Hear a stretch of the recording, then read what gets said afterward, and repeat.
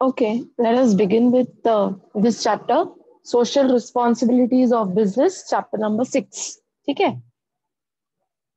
Okay, I'll just read 2-3 lines from the introduction. Social responsibility of business implies obligation of the management of a business enterprise to protect the interest of the society. No business exists in isolation. इसको आप underline कर लो. No business exists in isolation. What does this mean? कि business अकेले काम नहीं कर सकता है, ओके, और बिजनेस को असिस्टेंस चाहिए होता है फ्रॉम डिफरेंट इंटरेस्ट ग्रुप्स. ठीक है? Okay. Every organ of the society contributes towards the success of the business. Thus, it becomes important that business should do something for the society in return. Underline this line also. It becomes important for the business to do something for the society in return. This responsibility of business towards society is called as social responsibility. ठीक है? तो जो business society के favor में करेगा, जो responsibility fulfill करेगा, that responsibility is called as social responsibility. ठीक है? Come to the next para. Every business organization operates in an environment with which it interacts. No organization can survive in the absence of environment. It has to draw inputs like manpower, money, machines, materials, etc. from its environment. मतलब क्या? Business जिस environment में operate करता है, वो environment से वो क्या क्या चीजें लेगा? He will take manpower, that means he will ask for laborers, right? He'll ask for money, capital, machines, that is technology, material, that is the raw material. ठीक है? तो ये सारी चीजें उसको environment से he wants so that the business runs effectively and smoothly. है ना? बिजनेस अकेले सिर्फ काम नहीं कर सकता है, उसको ये सारी चीजें चाहिए होती हैं फ्रॉम द सराउंडिंग इन्वायरमेंट. इसलिए वहां पर ऊपर जो एक लाइन में लिखा था that business can not exist in isolation, इसका ये मतलब है कि बिजनेस अकेले काम नहीं कर सकता. What is the meaning of isolation? That it can not work alone, it needs a helping hand from the environment in which it operates. ठीक है? लास्ट लाइन देखो इसका. Thus, existence of a business organization depends upon society for required input and disposal of its output. मतलब क्या? Product बनाने के लिए भी आपको मैन, मटेरियल, मशीन, मनी, इन सब चीजों की जरूरत है. फिर एक बार प्रोडक्ट बन जाता है, आपका आउटपुट बन जाता है, again you need a market to sell it to the customers.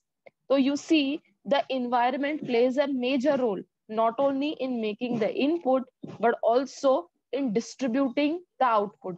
यहाँ पर वर्ड क्या लिखा है? Disposal of its output. ठीक है? कि आउटपुट जो हमने प्रोडक्ट तैयार किया है इंडस्ट्री में, अब इसको हमको मार्केट में सेल करना है, right? So what are when we are selling in the market, what are we doing? We are disposing the output. Okay, so this is the introductory part of this chapter. Okay, come to the definition. I think we have done the first one, Howard Bowen. Social responsibility is to pursue those policies, to make those decisions, or to follow those lines which are desirable in terms of objectives and value of our society. ठीक है?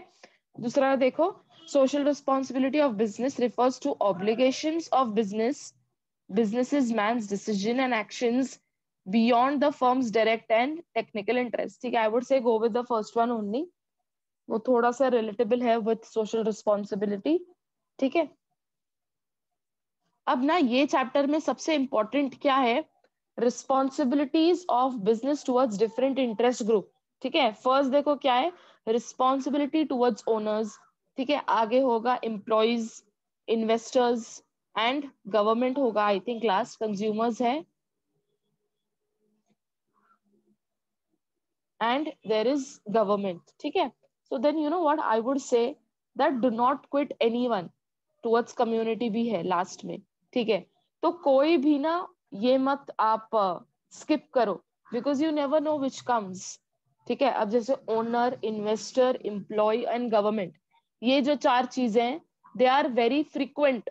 Okay, these are I would say, if I see according to the trend, owners, employees, investors और government, ये आते ही आते हैं, ठीक है। But then you never know when they plan to bring up some new, तो फिर आपको कम्युनिटी दे दिया, ठीक है। चलो एक एक करके हम सिर्फ सब पॉइंट्स डिस्कस करते हैं। Come to responsibilities towards owners.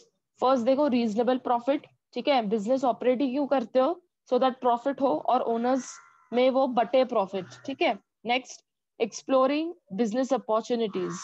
Again, the business expands in such a way that it brings opportunities to the owners. Now it is on the owners responsibility, how do they grab that opportunity, ठीक है। Next, optimum use of capital होना चाहिए, right. So just because capital is available और it is available at a less interest rate, इसका ये मतलब नहीं कि ओनर्स बस बोरो करते ही जाएं, okay. Next, minimise wastage, this is I think primary duty. Efficient business. Next, fair practice on stock exchange. देखो ये all sorts of unfair practices relating to stock exchange like insider trading, providing wrong information, secret information should be avoided. Share prices are artificially increased or decreased which will lead to loss to common investors, है ना।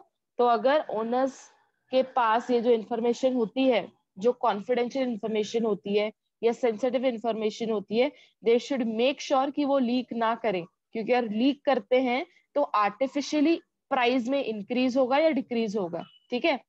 And next देखो, expansion diversification, क्या लिखा है, business should undertake R&D of various projects so that they can face market competition. अच्छा, R&D करेंगे अगर उनको पहले ही पता चल जाएगा कि कंज्यूमर्स को फ्यूचर में कौन से प्रोडक्ट की जरूरत पड़ने वाली है, so of course there is a big big opportunity to them, और अगर अपॉर्चुनिटी है तो एक्सपेंशन होगा, right. Next, periodic information, owners should get complete information about financial position. Business should disclose information through reports, circulars and etc. मतलब क्या, ये जो company में जो डायरेक्टर्स होते हैं, ये उनकी रिस्पॉन्सिबिलिटीज हैं कि वो पीरियोडिक इंफॉर्मेशन शेयर होल्डर्स को देते रहें। ना हु आर द ओनर्स, यहाँ पर ओनर्स मतलब क्या, शेयर होल्डर्स, ठीक है। Next, effective use of owners fund.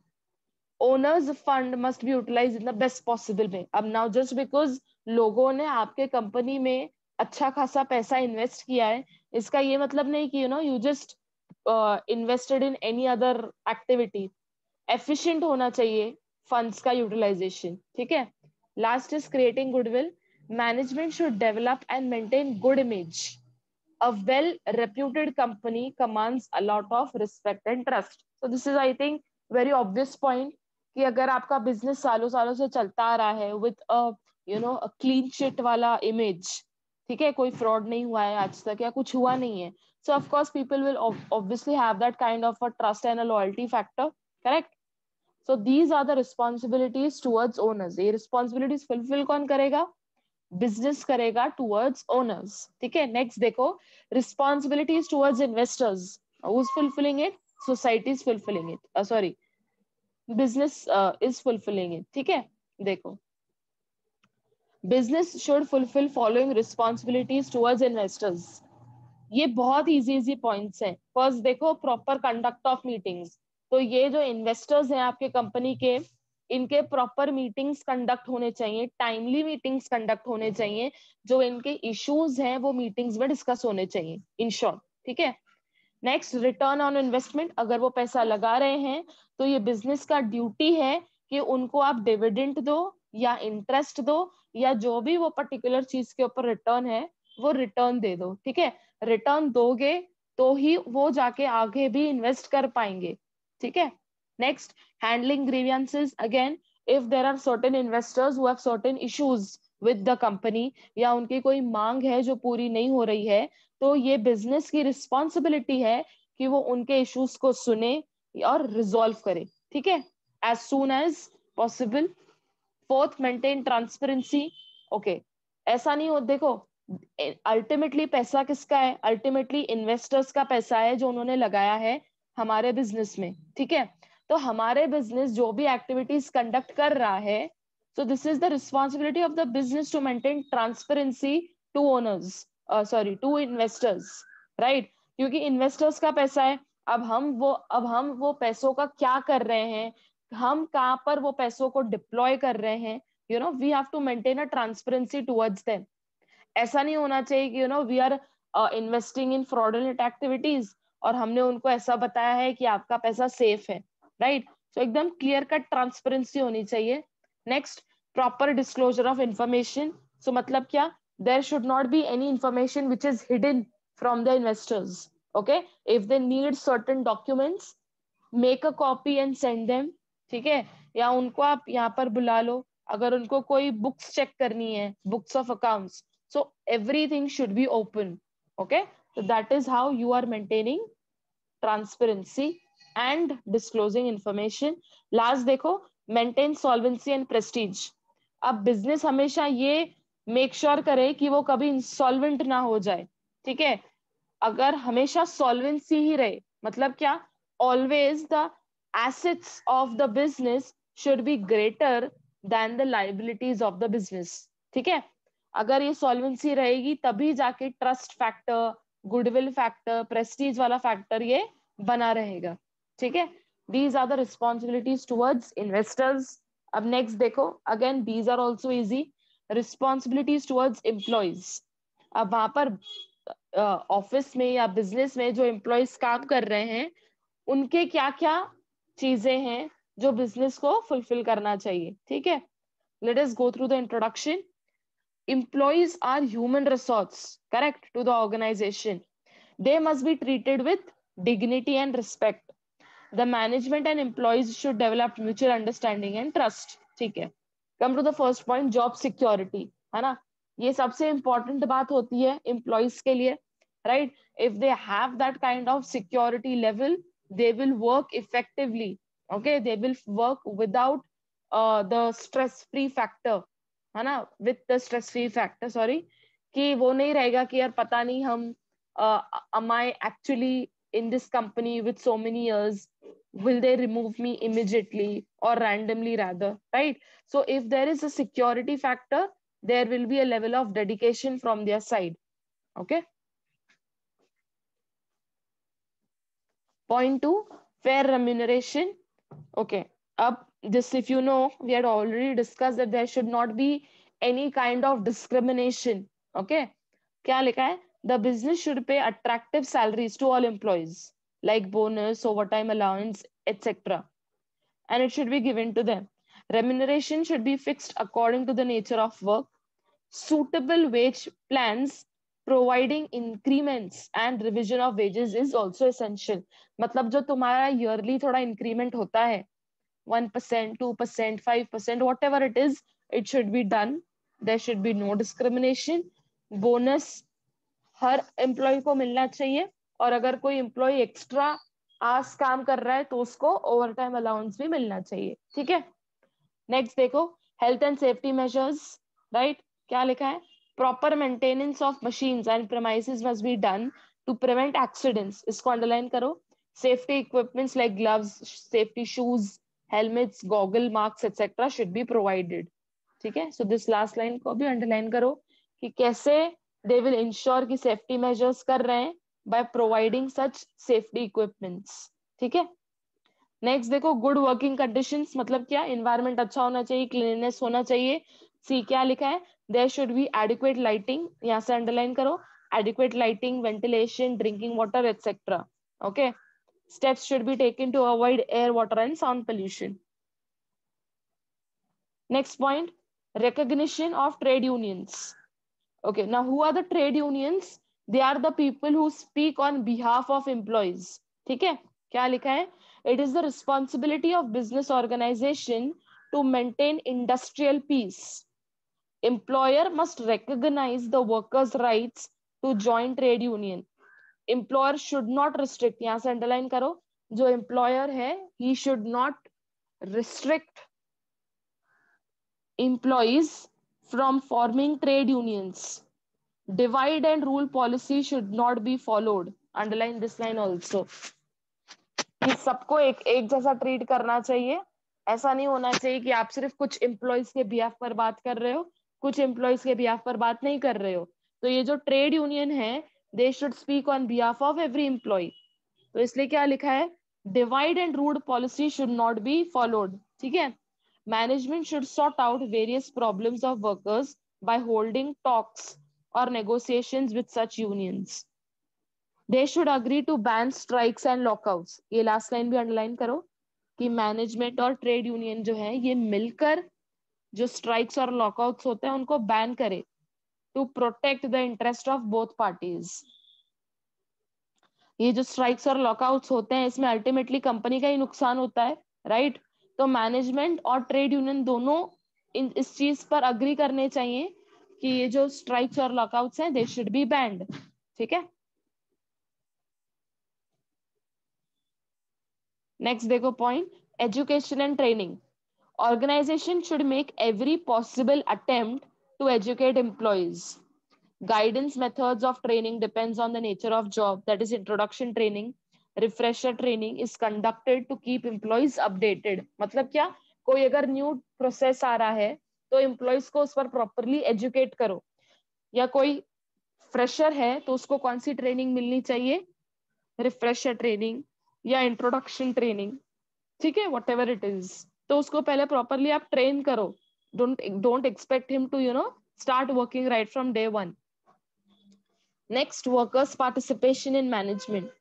The workers must be encouraged to take part in the management by forming workers committee. Suggestion schemes, profit sharing can be encouraged. Okay, just simply underline this, nothing to explain. Point 8, promotion and career opportunities. ठीक है, तो now if you're working with the company from past 4-5 years, right, so of course there is a promotion which is expected. ऐसा नहीं होना चाहिए कि बस आप काम कर रहे हो आपको सैलरी मिल रही है, नहीं. apart from that what have you learned, उसके accordingly promotion मिलना चाहिए, right. क्या लिखा है, business should offer adequate opportunities of promotion to their talented employees. They should give proper information about qualifications, skills, experience required. है ना, कि अगर आपको ये पोजीशन से लेके अपर लेवल ऑफ पोजीशन पर प्रमोट होना है, right, so you need so much of experience. उसके साथ साथ आपको ये थोड़ा एडिशनल क्वालिफिकेशन भी परस्यू करना पड़ेगा. तो ये सारी चीजें ऑलरेडी क्लियर आउट होनी चाहिए. Next, proper grievance procedure. Same इसका भी है कि अगर कोई एम्प्लॉय को अगर कोई कंप्लेन करनी है तो प्रॉपर चैनल होना चाहिए, प्रॉपर प्लेटफॉर्म होना चाहिए to redress them grievances. And last is miscellaneous, so just read those points. ठीक है, so these are the responsibilities of business towards employees. Next देखो, responsibilities towards consumers. Okay, again these are also easier ones. क्या लिखा है, consumer is the king of the market, but in reality experience is different. Business cannot work without consumers, right.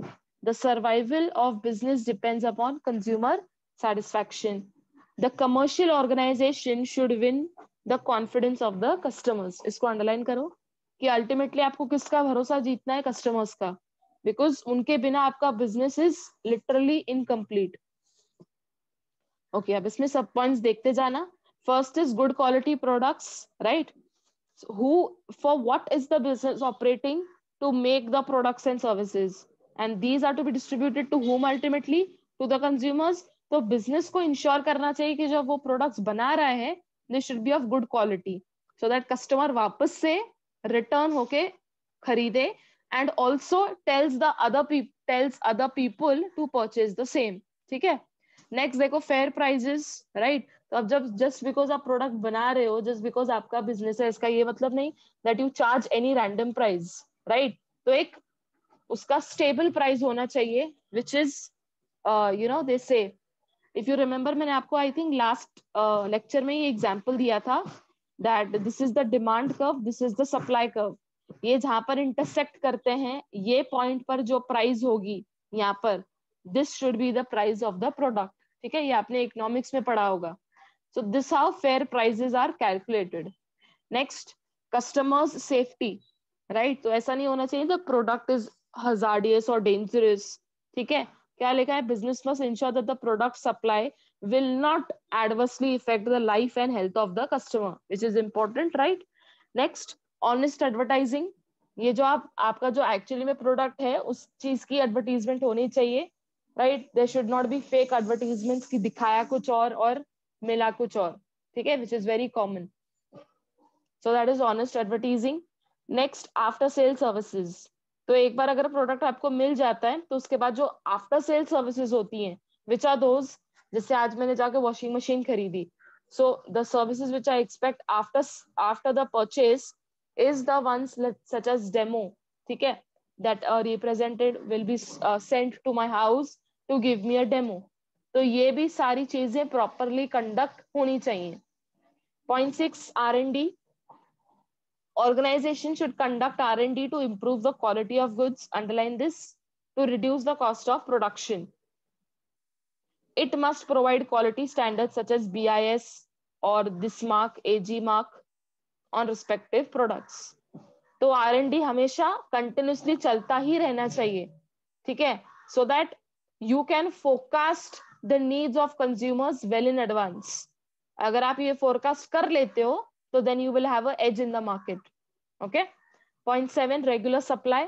ऐसा नहीं होना चाहिए कि market में डिमांड है पर सप्लाई नहीं हो रहा है बिकॉज प्रोडक्शन कम पड़ गया, ठीक है. Consumers should be supplied with goods regularly as and when required by them. The commercial organization should create artificial shortage of goods. अच्छा, ये अक्सर होता है होर्डिंग या ब्लैक मार्केटिंग, ठीक है. क्यों होता है? क्योंकि फिर आप प्राइसेस इंक्रीज कर पाते हो. तो ये सारी एक्टिविटीज इलीगल मानी जाती हैं and they should not be carried out by the business. Okay.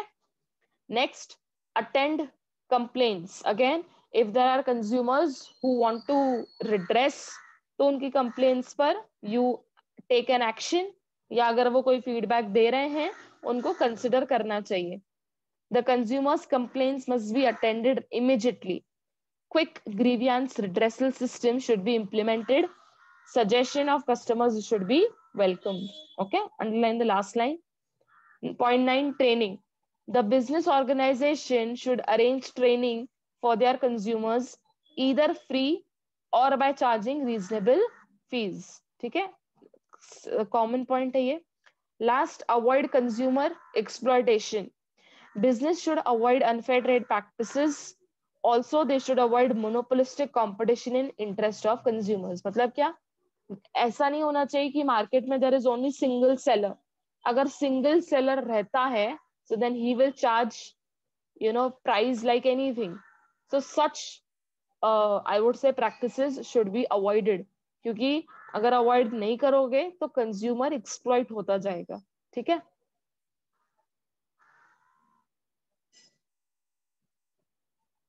Next देखो, रिस्पॉन्सिबिलिटीज टुवर्ड्स गवर्नमेंट. ओके, ये भी इंपॉर्टेंट है, इसको भी मार्क कर लो. These responsibilities have also come in the previous attempts. Okay, first क्या लिखा हुआ है? Timely payment of taxes, right. Again it is very self explanatory कि बिजनेस का जितना भी अभी जीएसटी वगैरह आ रहा है, it should be paid. अच्छा, बट आपको एग्जाम में यही लिखना पड़ेगा, ठीक है. Various types of sales tax, income tax, wealth tax. Okay, because this is given in a textbook, so write this only. GST मत लिखना. Okay. Point 2, observing rules and regulations. Government ने अगर कोई guidelines issue की हैं जिसमें अगर आपको कोई rules follow करने पड़ रहे हैं, so you should follow them. Okay, business should follow those rules. Last line क्या लिखा है? They should conduct business in a lawful manner. Okay.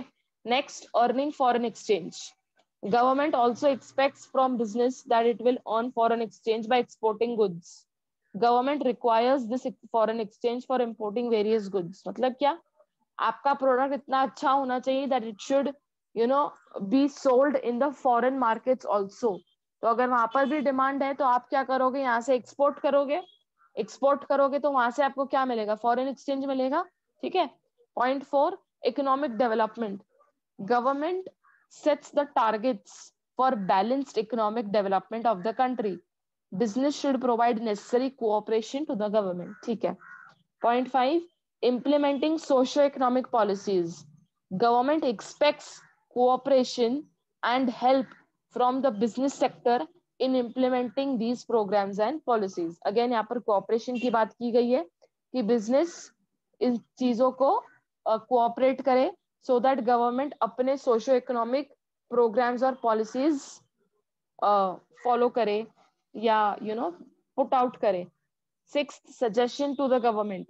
Business can provide suggestions to the government before framing important policies such as industrial policy, import policy, licensing policy, etc. So when the government brings up such policies, तो वो जो बड़े बड़े business entrepreneurs हैं उनसे feedbacks और उनसे suggestions ask out करती है. No favors. Commercial organizations should not take any favor from the government officials by bribing or influencing them. ये important point है, इसको underline कर लो पूरे point को.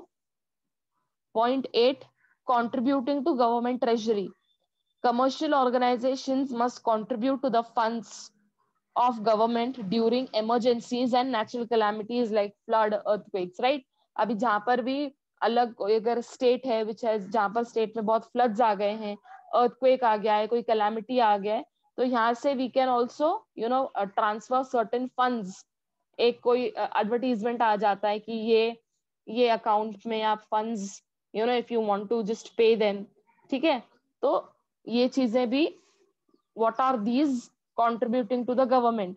जैसे अभी यहाँ पर कोविड का आ गया था कि अगर आपको कुछ कंट्रीब्यूट करना है तो ये अकाउंट है which is handled by the government, आप यहाँ पर कंट्रीब्यूट अपना कर सकते हो, ठीक है? तो business also should take active participation in contributing the same, in short, ठीक है? Next देखो responsibilities towards community, society और public in general. इन तीनों में से कोई भी आता है तो एक ही है तीनों का आंसर, ओके? तो अंडरलाइन कर लो community, society and public in general. First point देखो protection of environment. This is I think common point. Air pollution and water pollution are due to industries, chemical plants, cement plants, etc. Business organization should take all possible measures to minimize pollution. Next point, better and maximize use of resources. ठीक है? Just because resources are available, इसका ये नहीं कि आप कितने भी use कर लो, कि optimum utilization होना चाहिए. क्या लिखा है? Resources like fuel, water, land, etc. must be used efficiently. Next point, reservation of weaker sections. Organization is expected to reserve certain positions in their establishment for weaker sections of society to lift up the economically weaker section. मतलब क्या? अपने business में कुछ ऐसे jobs आप reserve करो जो job सिर्फ वीकर सेक्शन ऑफ सोसाइटी के लिए ही अवेलेबल है, ठीक है? So underline the entire point. Next point देखो, development of backward region. The society requires that the organisation should be started in backward areas, है ना? तो जो बैकवर्ड एरियाज है वहां पर भी आप अगर अपना ब्रांच पुटअप करते हो तो वहां के जो लोकल हाइट्स हैं वो आपके यहाँ पर आके काम करेंगे, तो जॉब अपॉर्चुनिटीज भी क्रिएट होंगी, राइट? देखो नेक्स्ट लाइन वही लिखी हुई है, this will create employment opportunities and increase the purchasing power among the rural people. Underline this line. एक तो अपॉर्चुनिटीज क्रिएट होंगी और प्लस उनका जो परचेसिंग पावर है that will also increase, okay? Next, protest against anti social activities. क्या लिखा है देखो, no financial help should be provided for that. Smuggling, association with underworld people, bribing government should be avoided. So ये जो 3 activities यहाँ पर list out की गई है इसको आप अंडरलाइन कर लो. Point 6, financial assistance. The society expects donations and assistance for various social causes such as eradication of poverty, illiteracy etcetera. तो अगर ये सारे रीजंस हैं तो business should contribute, okay? Okay. Point 7, prevent congestions. The business should avoid congestion of industries in cities by spreading industries in different places, है ना? ऐसा नहीं होना चाहिए कि रेसिडेंशियल एरिया में कोई इंडस्ट्री सेटअप हो रही है. दिस शुडंट हैपन, ठीक है? या एक साथ बहुत सारी इंडस्ट्रीज हैं, वहां से वैसे होगा क्या? कंजेशन होगा, ठीक है? Industry should be preferably located in industrial zones only. Underline this point. That do not bring them in business zones or residential zones. Okay? Industrial zones में सारी setup होनी चाहिए. Point 8, employment generation. Business should provide large employment opportunities for all sections of society. It can be done through expansion and diversification programs.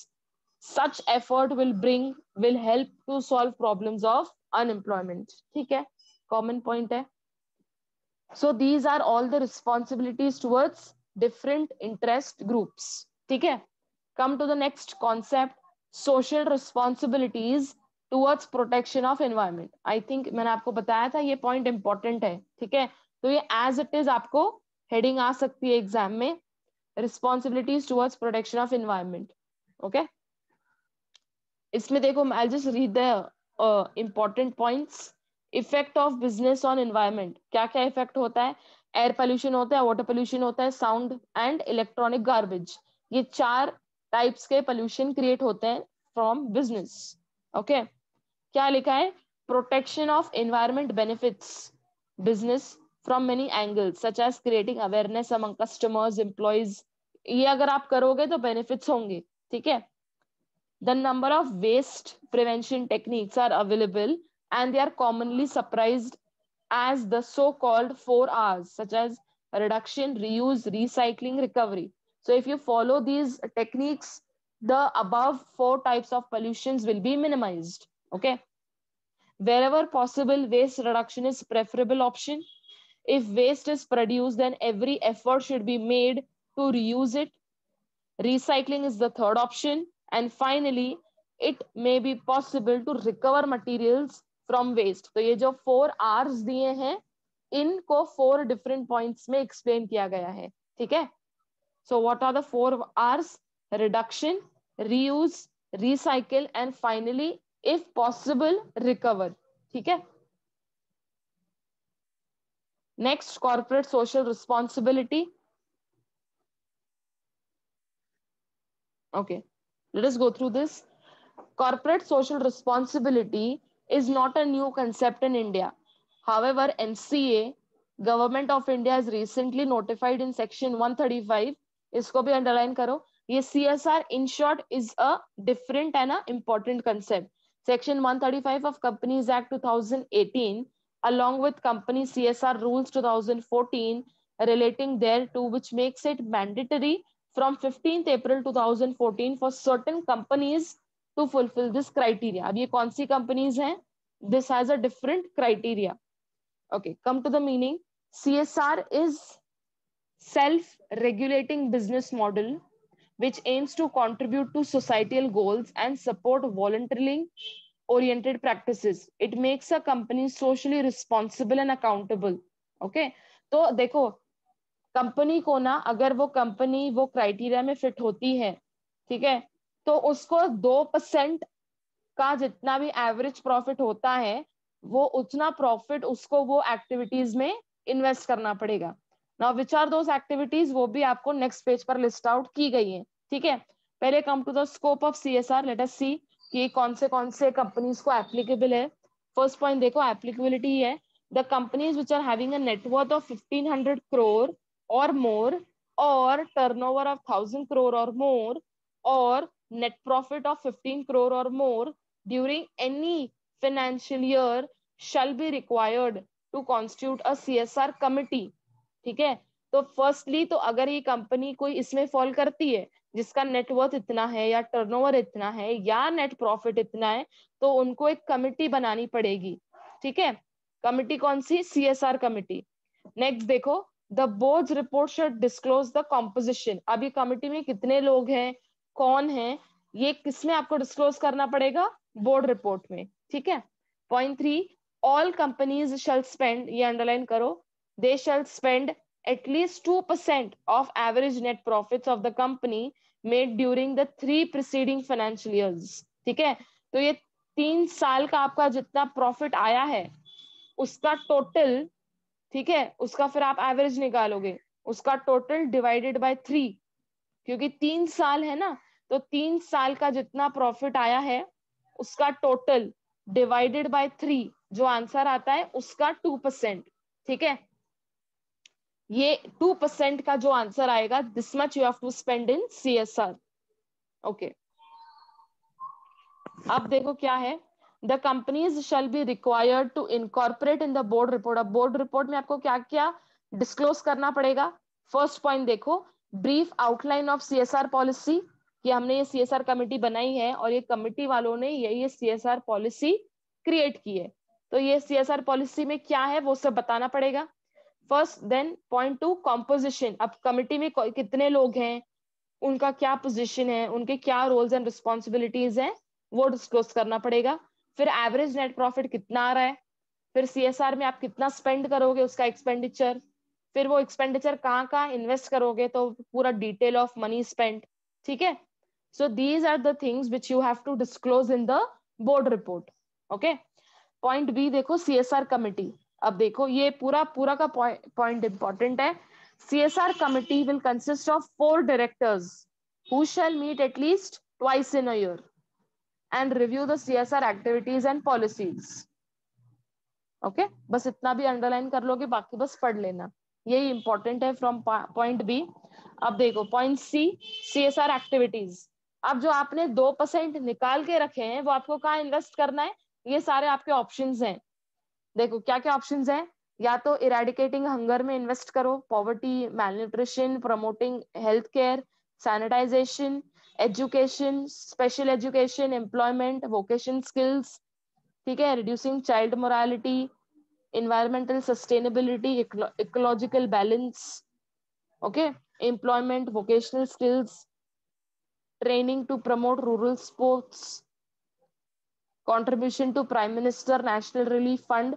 तो ये सारे आपके पास options हैं जहां पर आप वो 2% जो आपका आंसर आया है वो उतने जो फंड्स हैं वो आपको इन सारे एक्टिविटीज में इन्वेस्ट करने हैं, इधर इन एनी वन एक्टिविटी, या आप कॉम्बिनेशन बना के इन्वेस्ट करो, हाउएवर।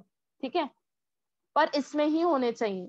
नेक्स्ट पेज पर कंटिन्यू हो रहे हैं, रूरल डेवलपमेंट प्रोजेक्ट्स में इन्वेस्ट करो या स्लम एरिया डेवलपमेंट में आप इन्वेस्ट कर सकते हो। So in total there are 10 options. Okay, last point देखो, allocation of funds. The company would not spend less than 2%। तो जो 2% निकाला है उसका वो पूरा का पूरा आपको इसमें स्पेंड करना पड़ेगा, नॉट लेस देन दैट। ठीक है, the surplus arising out of the CSR activity will not be a part of business profit। मतलब क्या, अब देखो सपोजिटली मैं आपको एग्जांपल दे रही हूँ, वो जो 2% आया है उसको मैंने रूरल डेवलपमेंट प्रोजेक्ट्स में इन्वेस्ट किया है। अब मैंने इन्वेस्ट किया मतलब मुझे रिटर्न भी आएगा। अब वो रिटर्न को हम प्रॉफिट नहीं मान सकते हैं। ठीक है, क्या लिखा है, the surplus which is arising out of the CSR activity will not be A part of business profit. ठीक है, पॉइंट 2 देखो, कंपनी में build CSR capacity of its personal and are those of its implementing agency through institutions। Again, if you want you can include this point, नहीं तो सिर्फ first point भी लिखोगे तो भी चलेगा। लास्ट देखो, लास्ट पॉइंट, नॉन कंप्लायंस। अगर आप इसको फुलफिल नहीं करते हो, ठीक है, मतलब क्या, your company falls in that criteria. कौन सा क्राइटेरिया है, अगर आपका नेट प्रॉफिट इतना है, नेटवर्थ इतना है, टर्नओवर इतना है, अगर आप फॉल करते हो पर फिर भी आप 2% इन्वेस्ट नहीं कर रहे हो ये 10 ऑप्शंस में, तो आप क्या बन जाओगे, नॉन कंप्लायंट कंपनी। ठीक है, तो अगर आप कंप्लाई नहीं करते हो तो आपके पास एक पेनल्टी है।